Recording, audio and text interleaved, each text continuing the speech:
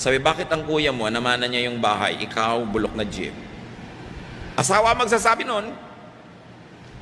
Asawa, hindi ka kasama sa pagpupundar ng mga kayamanan ng magulang ng asawa mo. Huwag kang makialam sa hatian. Nagkakagulo ang magkakapatid dahil sa sulsol, ungot-ungot at iyak-iyak ng mga asawa. Yung dating masasayang magkakapatid na paghihiwa-hiwalay tuloy. Kung hindi mo pundar, huwag kang maghangad.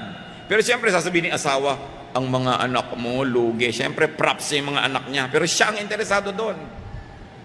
Kaya marami pong kumpanya na matatalino yung magkakapatid, puwera ang mga asawa sa pagraran ng kumpanya. This is the fastest way to destroy a company is to bring in all the in-laws.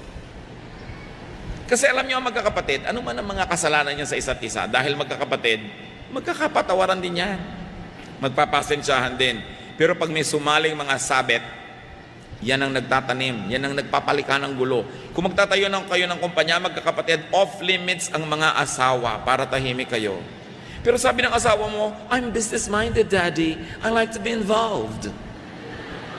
Sabi mo, magtayo ka dyan sa tabi natin ng make tusok-tusok the fish balls. Use that business, mag-business ka dyan, pero huwag kang sumangkot sa pamilyang ito kasi gugulo.